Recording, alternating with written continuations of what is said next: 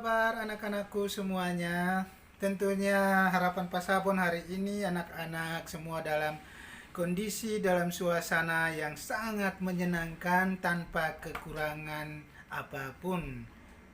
Ingat, selalu bersemangat, tetap fokus di saat pembelajaran PJOK. Jangan lupa selalu berdoa, memohon pertolongan, restu, dan berkat dari Tuhan kita. Semoga perjalanan kehidupan kita hari ini dan hari-hari kedepannya, Tuhan Yesus dan Bapa di surga selalu menaungi dalam setiap langkah hidup kita. Amin. Oke anak-anak, hari ini kita akan memulai dengan pembelajaran tema 3, subtema 1 tentang atletik. Di buku paket PJOK pelajaran 3 atletik ya. Jadi kita akan membahas di subtema 1, kita akan membahas ada 2 poin. Poin pertama yaitu lari gawang, itu di halaman 31. Bisa anak-anak lihat di halaman 31. Kemudian poin B loncat katak di halaman 33. Kemudian poin C dan D akan kita bahas setelah kalau dihitung 3 minggu berikutnya ke depannya, baru kita akan membahas di tema yang subtema yang kedua. Jadi hari ini kita cukup membahas 2 poin di subtema 1, yaitu poin A lari gawang dan poin B loncat katak. Oke anak-anak, mari kita akan melihat apa itu pembelajaran hari ini tentang atletik. Yaitu tujuan pembelajaran: 1. Mengetahui cara melakukan lari gawang. Yang kedua, mengetahui cara melakukan loncat katak. Maaf, di poin nomor 2 ada kesalahan pengetikan ya. Jadi tujuan pembelajaran ini supaya siswa dapat mengetahui, siswa dapat melakukan. Namun permohonan maaf Pak Sabon, kenapa? Karena hari ini dan mungkin hari-hari kemarin, mungkin 1 semester ini kita tidak bisa pembelajaran di sekolah karena wabah virus corona membuat kita harus semuanya masing-masing di rumah, belajar di rumah masing-masing. Sehingga ada kesulitan untuk kita melakukan praktek, tetapi Pak Sabon akan berusaha nanti minggu berikutnya setelah PTS ini kita akan melakukan praktek. Pak Sabon akan mempelajari lagi olahraga lari, loncat katak seperti apa, yang mana nanti akan ditugaskan supaya anak-anak tidak mengalami cedera apapun dan mengalami hambatan di saat melakukan gerakan.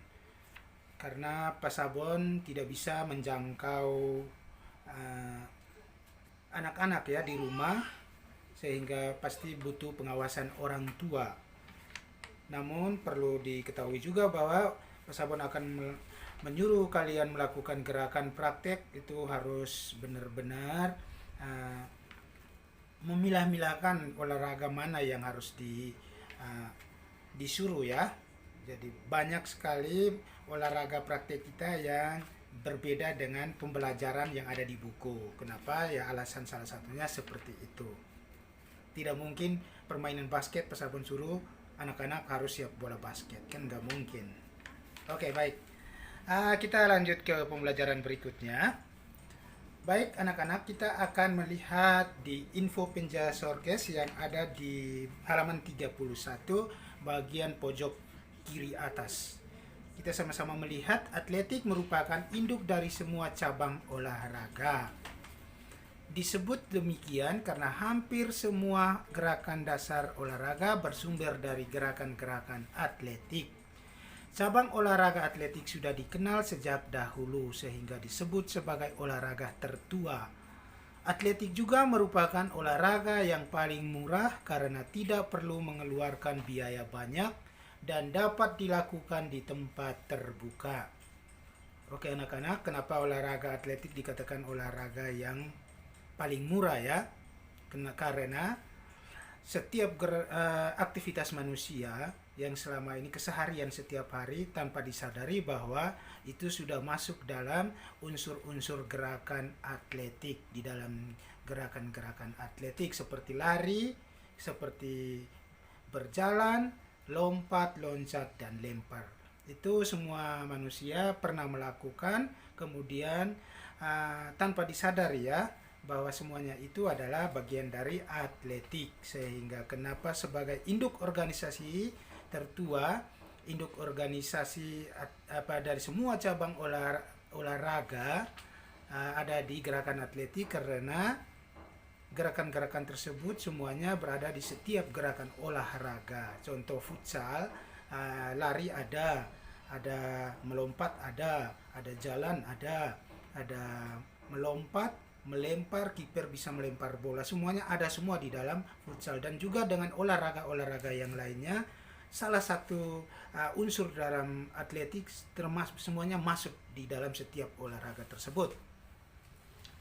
Baik, anak-anak, kita akan melanjutkan apa itu atletik ya. Jadi atletik merupakan cabang olahraga yang tumbuh dan berkembang bersama dengan kegiatan alami manusia, yaitu berjalan, berlari, melempar, dan melompat.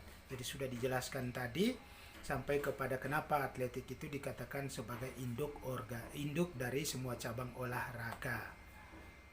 Oke, baik, kita lanjut. Kita lanjut ke lari gawang. Di poin A, lari gawang adalah permainan yang menggabungkan antara lari dan lompat. Ya, jadi antara lari dan lompat. Tujuan lari gawang yaitu lari gawang bertujuan untuk melatih kelincahan dan ketangkasan. Mari kita melihat hal-hal yang harus dipersiapkan sebelum mempraktikkan lari gawang adalah sebagai berikut. 1. Buat 2 lintasan masing-masing 40 meter. 1 lintasan tanpa gawang, 1 lintasan lagi, pasang 5 gawang dengan tinggi yang sama. Tinggi gawangnya yang sama yaitu 60 cm dan lebarnya 1 meter. Kemudian pasang gawang dengan jarak masing-masing 3 meter. Jadi di antara setiap gawang jaraknya 3 meter. Baik, kita lanjut.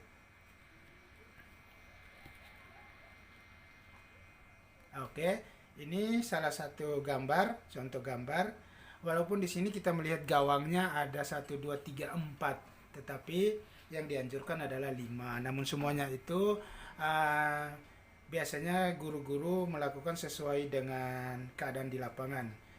Bisa juga contoh seperti Pak Sabon memberikan ada sampai 9 atau 10 gawang ya, tergantung.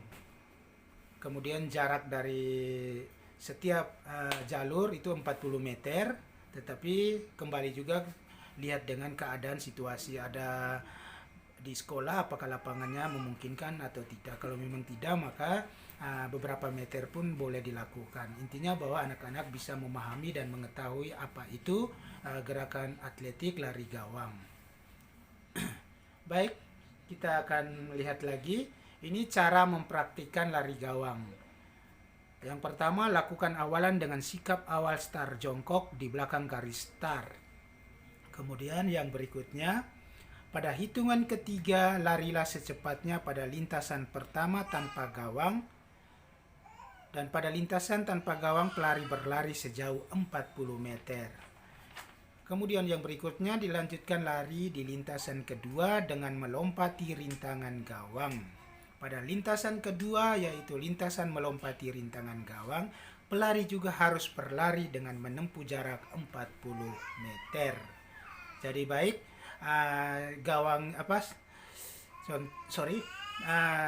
gambar sudah ada yang tadi kita lihat, ataukah silakan anak-anak melihat di buku.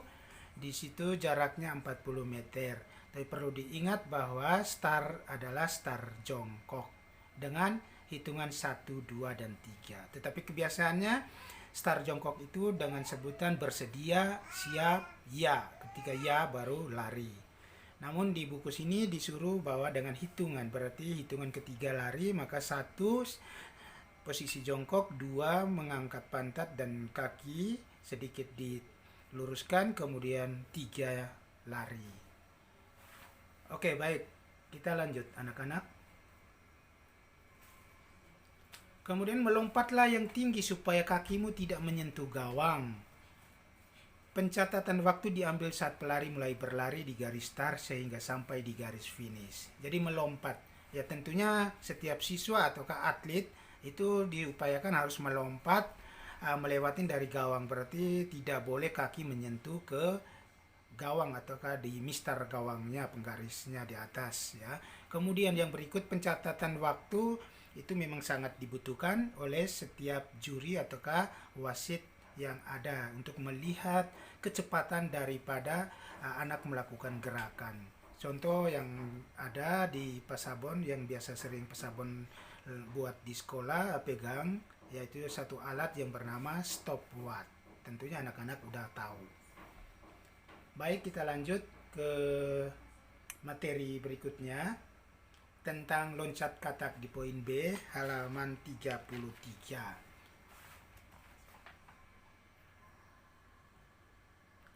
Jadi, loncat katak merupakan salah satu gerakan atletik yang menyenangkan. Loncat katak dapat memperkuat otot kaki dan meningkatkan kelincahan. Jadi, gerakan-gerakan loncat katak ini Pak Sabun melihat beberapa olahraga ketika mau melakukan gerakan-gerakan inti atau memulai dengan sebuah perlombaan, mereka melakukan gerakan ini sebagai gerakan pemanasan. Contoh di permainan badminton sering dilakukan seperti loncat katak, mereka meloncat-loncat. Kenapa dikatakan loncat katak? Ya karena modelnya sama seperti katak ya, loncatnya ke depan. Baik, cara melakukan loncat katak sebagai berikut. 1. Mulai dari garis start, seorang peserta melakukan loncat katak. Yang kedua, lakukan dengan bertumpu dan mendarat menggunakan 2 kaki. Yang ketiga, untuk mengukur hasil loncatan, seorang petugas memberikan tanda tempat bagian tubuh yang terdekat dari garis tumpuan. Yang keempat, apabila peserta jatuh ke belakang, maka tandanya adalah pada bagian tubuh yang dekat dengan garis tumpuan. Yang kelima, setiap anak memiliki 2 kali kesempatan meloncat dan hanya hasil loncatan terjauh yang akan dicatat. Jadi baik,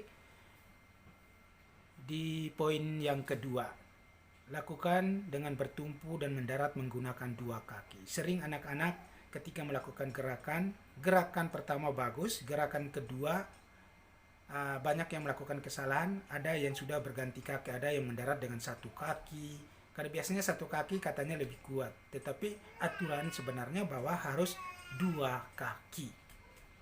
Kemudian, untuk mengukur hasil loncatan, seorang petugas memberikan tanda tempat bagian tubuh yang terdekat. Jadi poin 3 dan poin 4 itu perlu diketahui bahwa kita harus melompat sejauh mungkin karena pengukurannya siapa yang terjauh maka dia mendapatkan juara ya, atau mendapatkan nilai yang terbaik. Jadi loncatan terjauh perlu benar-benar harus latihan yang khusus, latihan yang benar-benar terfokus. Kemudian di saat gerakan, siswa diberi kesempatan untuk 2 kali melakukan gerakan. Jadi 2 kali melakukan gerakan yang sama, nanti Pak gurunya akan melihat 2 gerakan itu mana gerakan yang terjauh yang akan dipakai. Lalu di poin yang keempat ada penekanan ya. Kalau peserta jatuh ke belakang maka tandanya adalah pada bagian tubuh yang dekat dengan garis tumpuan. Jadi ketika tanganmu jatuhnya atau badanmu jatuhnya ke belakang, maka bagian badanmu yang di belakang itulah yang diukur. Yang seharusnya yang diukur adalah tumit kaki. Jadi saat kakinya mendarat di tanah, disitulah kita harus mengukurnya melalui tumit kaki. Tetapi kalau jatuh ke belakang, contoh tangan kita ke belakang, maka tangan kita itulah yang akan diukur. Berarti rugi ya. Sehingga dianjurkan ketika jatuh, mendaratnya jatuhlah ke depan. Walaupun jatuh ke depan, tetap tumit kita yang paling belakang, kaki kita belakang yang diukur. Baik anak-anak, nanti akan kita praktekkan. Semoga pandemi cepat berlalu, kita akan melakukan sesuai dengan apa yang diajarkan. Nah, inilah gerakan. Jadi gerakannya harus 3 kali, gerakan seperti gerakan fair ya, 3 kali lenting. Jadi bukan berarti gerakan 1 kali berhenti, tarik lagi kaki, kemudian siapkan tenaga, loncat lagi, itu salah. Dia 1 kali gerakan langsung 3 lompatan. Jadi lompat langsung 1, 2, 3, bukan lompat 1 berhenti dulu 2, itu salah ya. Dan ingat selalu pendaratan 2 kaki bertumpu di tanah ya. Baik, jadi sebenarnya ini sudah bisa dipahami karena anak-anak mungkin juga sudah melakukan tanpa disadari ya. Baik anak-anak, terima kasih. Untuk materi kita hari ini di tema 3 subtema 1 tentang lari gawang dan loncat katak sudah selesai.